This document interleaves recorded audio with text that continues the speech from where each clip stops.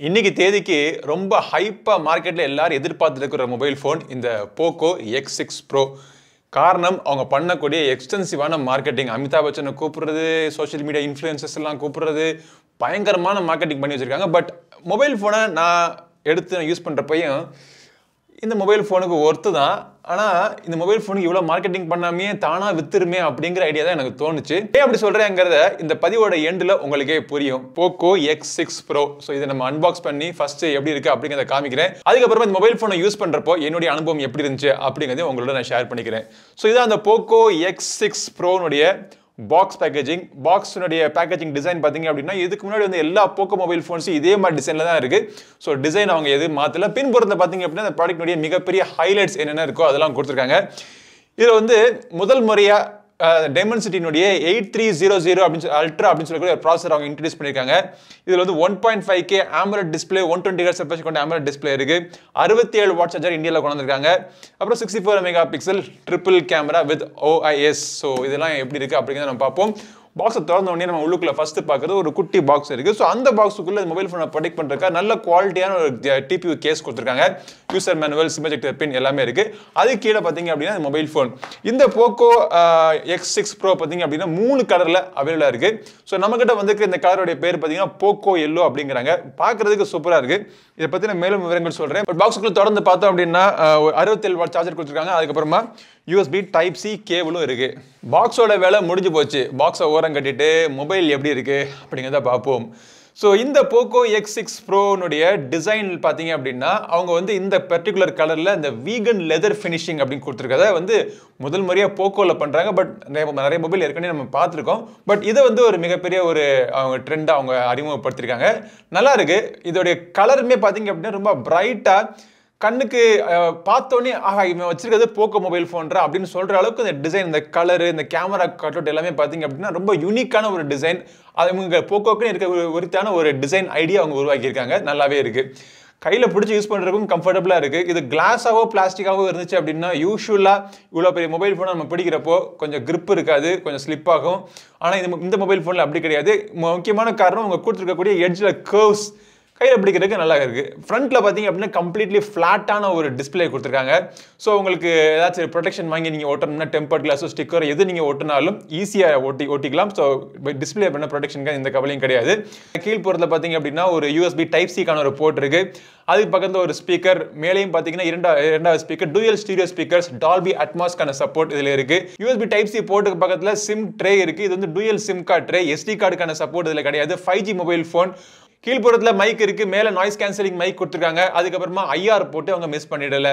இன்னொரு சைடில் பார்த்தீங்கன்னா பிளெயினா சிம்பிளா எதுவுமே இல்லை. பட் இந்த சைடில் பார்த்தீங்க அப்படின்னா மேலே வால்யூம் பட்டன் இருக்கு. பட் அதுக்கு கீழே இருக்க இந்த பவர் பட்டன் இருக்கு பார்த்தீங்களா, அதோட டிசைன் ஒரு எல்லோ கலர் மொபைல் ஃபோன் அப்படிங்கிறதுனால ஒரு கோல்டன் எல்லோவில் ஒரு ஆக்சென்ட்ல ஒரு பார்க்கறதுக்கு அழகா இருக்கு. பட் இது ஃபிங்கர் பிரிண்ட் சென்சர் கிடையாது. In display finger print scanner கொடுத்துருக்காங்க. ஸோ ஃபிங்கர் பிரிண்ட் ஸ்கேனருடைய ஸ்பீடு பார்த்தீங்க அப்படின்னா சூப்பர் ஃபாஸ்ட்டாக இருக்கு. ஃபேஸ் அன்லாக்குமே பார்த்தீங்கன்னா ஃபாஸ்ட்டாக டிபெண்டபிளாக இருக்கு. ஆடியோ பொறுத்த வரைக்கும் ஸ்பீக்கர்ஸ் நல்லா லவுடாக இருக்குது. உங்களுக்கு Dolby Atmos supported speakers plus audio system கொடுத்துருக்காங்க. உங்களுக்கு ஹைரஸ் ஆடியோ வந்து உங்களுக்கு வயர்லெஸ்லையும் வயர்லையும் சப்போர்ட் பண்ணுற மாதிரி இதில் கொடுத்துருக்காங்க. பட் டிஸ்பிளே பார்த்தீங்க அப்படின்னா இந்த மொபைலினுடைய டிஸ்பிளே நல்லா இருக்குது. 1.5K ரெசல்யூஷன் கொண்டு ஒரு AMOLED பேனல் கொடுத்துருக்காங்க. மேலே வந்து இருக்கக்கூடிய அந்த சின்ன ஒரு பொட்டு நாச் ரொம்ப டிஸ்டர்பன்ஸாக இல்லை. டிஸ்பிளே ப்ரொடெக்ட் பண்ணுறதுக்காக கார்னிங் கொரில்லா கிளாஸ் 5 கொடுத்துருக்காங்க. 1800 நிட்ஸ் பிரைட்னஸ் கொண்ட ஒரு டிஸ்பிளே. 120 Hz ரெஃப்ரெஷ் ரேட்னு ஏற்கனவே சொல்லியிருந்தேன் உங்களுக்கு. பட் டிஸ்பிளே வந்து யூஸ் பண்ணுறதுக்கு நல்லா பிரைட்டாகவும் விவிடாகவும் கலர்ஸ் ஓவர் சேச்சுரேஷன் இல்லாமல் கண்ணுக்கு ரொம்ப வெறிக்காமல் அதே நேரத்தில் நீங்கள் பார்க்குற ஒரு ஃபீல் நீங்கள் பார்த்தாலுமே ரொம்ப நேச்சுரலாகவும் உங்களுக்கு பாப்பிங்காகவும் நல்லாவும் இருக்குது. இன்டோராக இருக்கட்டும் அவுட்டோராக இருக்கட்டும் நீங்கள் யூஸ் பண்ணுறப்போ எழுத்துக்கள்லாம் வாசிக்கிறதுக்கு படங்கள்லாம் பார்க்கறதுக்கு எந்த பிரச்சனையும் கிடையாது. கான்ட்ராஸ்ட் லெவல்ஸ் பார்த்தீங்க அப்படின்னா AMOLED டிஸ்பிளே சொல்லவே தேவையில்லை. ஆல்ரைட், பின்புறத்தில் நம்ம கேமராக்கு வருவோம். இங்கே பார்த்தீங்க அப்படின்னா ஏதோ 4 ஓட்டை போட்டு 4 கேமரா இருக்கிற மாதிரி ஒரு ஃபீல், ஒரு மாயை உங்களுக்கு கிரியேட் பண்ணி கொடுத்துருப்பாங்க. பட் அது மாயையோட நிறுத்திக்கணும். Main camera 64 mega pixel camera, 8 mega pixel ultra wide angle camera, அப்புறம் 2 மெகா பிக்சல் அல்லக்கை மேக்ரோ சென்சர் இருக்கு. ஸோ அதுக்கப்புறமா 4வது ஓட்டை வந்து ஃப்ளாஷுக்காக வச்சிருக்காங்க. பட் இந்த மேக்ரோ சென்சர் ரொம்ப ஒன்றும் அவங்க வேற ஏதாச்சும் ட்ரை பண்ணிருக்கலாம். அந்த 8 மெகா பிக்சல் அல்ட்ரா வைட்லேயே அவங்க மேக்ரோ சென்சர்ல எடுக்கிற மாதிரி ஃபீச்சர்லாம் கொடுத்து வேற ஏதாவது ட்ரை பண்ணிருக்கலாம். பட் இவங்க பண்ணல. பட் மேக்ரோ சென்சர் இருக்கிறது இல்லாமல் இருக்கிறது வேஸ்ட் தான். பட் சின்ன சின்ன டாக்குமெண்டேஷன் ஏதாச்சும் நீங்கள் பக்கத்தில் ஒரு க்ளோஸ்அப்பில் வச்சு ஏதாச்சும் எடுத்து யாருக்கா ஷேர் பண்ணணும் அப்படின்னா அந்த ஒரு யூட்டிலிட்டி வேல்யூவாக அதை நம்ம கடத்திக்கலாம் இல்லையா. ஃபோட்டோகிராஃபி வேல்யூ அதில் எதுவுமே கிடையாது. அல்ட்ரா வைட் ஆங்கிள் கேமராவுடைய ஃபோட்டோகிராஃபி திறன் நல்லா இருக்கு. ரொம்ப ஷார்ப்பான இமேஜ் கிடையாது, ஓரளவுக்கு சாஃப்டாக தான் இருக்குது. பட் இருந்தாலும் உங்களுக்கு அல்ட்ரா வைட் ஆங்கிள் ஃபீல்டை நீங்கள் கவர் பண்ணணும் அப்படிங்கிறப்போ அந்த பட்சத்தில் அந்த ஒரு பர்டிகுலர் டயத்தில் பார்த்தீங்க அப்படின்னா இந்த கேமரா உங்களுக்கு ஹெல்ப் பண்ணும். பட் மெயின் ஹீரோ என்னன்னு பார்த்தீங்க அப்படின்னா 64 மெகா பிக்சல் கேமரா. ஸோ இந்த கேமரா எனக்கு இந்த மொபைல் ஃபோனில் ரொம்ப பிடிச்சிருக்கு. காரணம் என்னென்னா பார்த்தீங்கன்னா லைட் நல்லா இருந்துச்சு அப்படின்னா இமேஜினுடைய டீட்டெயில்ஸ் நல்லா ஷார்ப்பாகவும் கிளியராகவும் இருக்குது. எட்ஜிலெல்லாம் ஓவர் ஸ்மட்ஜிங் கிடையாது. டைனாமிக் ரேஞ்ச் ஓரளவுக்கு நல்லா இருக்குது. ரொம்ப ஒன்றும் ஓஹோ பிரமாதம்னு சொல்ல முடியாது, பட் டைனாமிக் ரேஞ்ச் நல்லா இருக்குது. லோ லைட் ஃபோட்டோகிராஃபியோட பெர்ஃபார்மன்ஸ் பார்த்தீங்க அப்படின்னா நல்லா இருக்கு. இந்த கேமரா 64 மெகா பிக்சல், அதாவது மெகா பிக்சல் அதிகமாகிடுச்சு. நான் என்ன கவனிச்சேன் அப்படின்னா அதிகமான மெகா பிக்சல் வந்ததுக்கு அப்புறமா லோ லைட்ல வந்து கொஞ்சம் சஃபர் ஆகுது. பட் இந்த மொபைல் ஃபோனில் அப்படி கிடையாது. 64 மெகா பிக்சல் நல்ல உங்களுக்கு டீசென்டான ஒரு ஃபோட்டோஸ் நீங்கள் லோ லைட்டில் நீங்கள் ஃபோட்டோ எடுத்தாலுமே அந்த ஃபோட்டோ ப்ராசஸ் பண்ணுறப்போ கலர்ஸ் அதிகமாக லாஸ் ஆகாமல் உங்களுக்கு அதே நேரத்தில் நாய்ஸும் அதிகமாக இல்லாமல் ப்ராசஸ் இமேஜ் தெரியாத அளவுக்கு உங்களுக்கு நேச்சுரலான ஃபோட்டோஸ் நீங்கள் எடுக்கலாம். இந்த 64 மெகா பிக்சல் மெயின் கேமராவில் உங்களுக்கு ஆப்டிக்கல் இமேஜ் ஸ்டெபிலைசேஷன் சப்போர்ட் இருக்கு. பட் அது வந்து நீங்க வீடியோ எடுக்கிறப்பயும் உங்களுக்கு ஹெல்ப் பண்ணுது. வீடியோ பாத்தீங்க அப்படின்னா மேக்ஸிமம் 4K வரைக்கும் நீங்க ஷூட் பண்ணிக்கலாம். HDR வீடியோ வந்து இங்க 1080p வீடியோஸ் 30 FPS நின்றுது. பட் ஃப்ரண்ட் கேமரா பாத்தீங்க அப்படின்னா 16 மெகா பிக்சல் கேமரா கொடுத்துருக்காங்க. இந்த ஃப்ரண்ட் கேமரா உங்களுக்கு 4K கான சப்போர்ட் கிடையாது. 1080p வீடியோஸ்லயே ஸ்டாப் ஆயிடுது.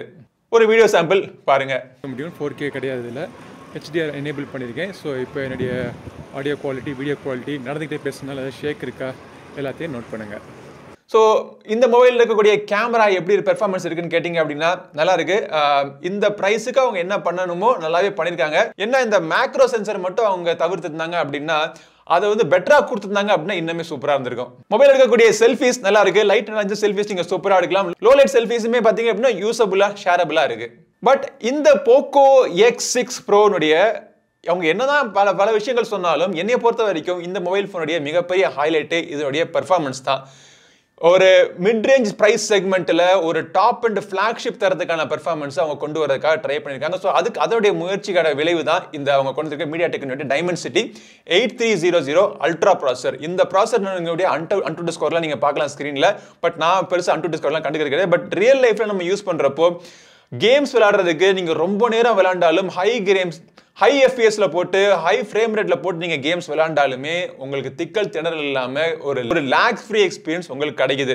இது த்ராட்டலிங்கே கிடையாது. நீங்க த்ராட்டிங் டெஸ்ட் பாத்தீங்க அப்படின்னா ஒரு 85 to 90% த்ராட்டலிங் இல்லாம உங்களுக்கு கிடைக்குது. பட் த்ராட்டலிங் இல்லாதனால லைட்டா மொபைல் போனை நீங்க 1 மணி நேரம் 1.5 மணி நேரம் அப்புறம் நீங்க யூஸ் பண்றப்போ வார்ம்த் நீங்க ஃபீல் பண்ணுவீங்க. இதுல லிக்விட் கூலிங் டெக்னாலஜி எல்லாம் கொடுத்து மொபைல் போனை கூல் பண்றதுக்கு நிறைய விஷயங்கள் பண்ணிருக்காங்க.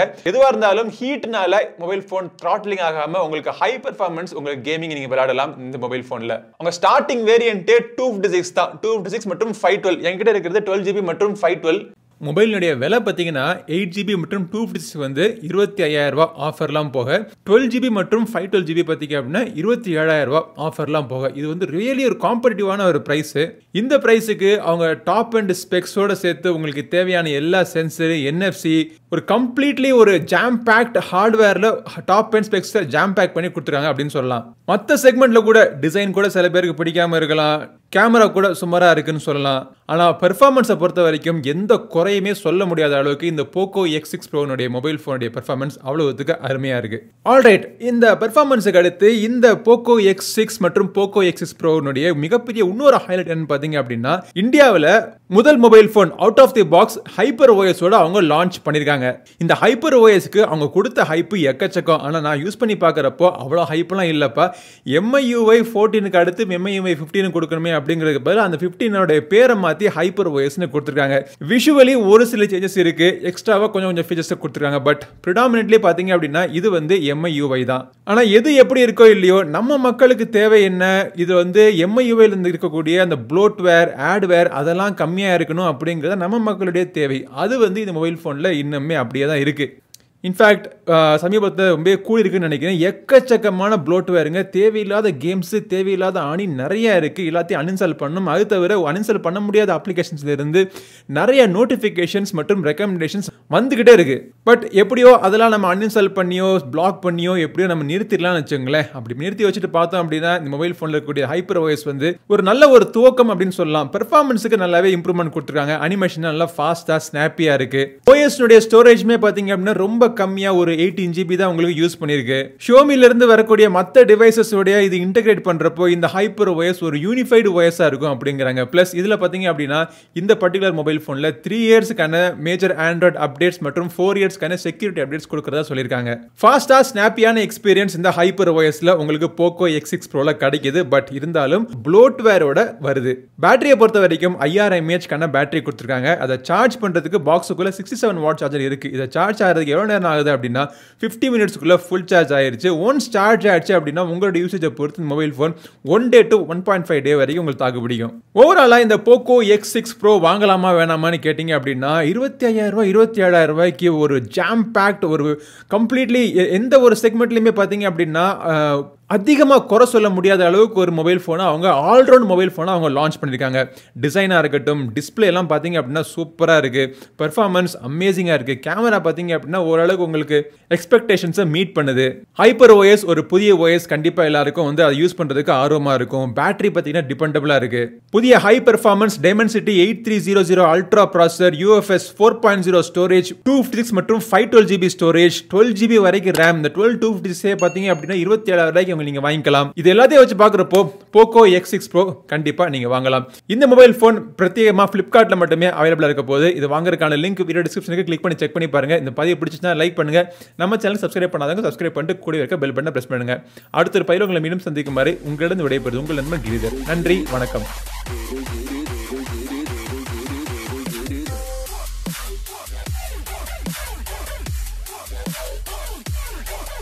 Giri.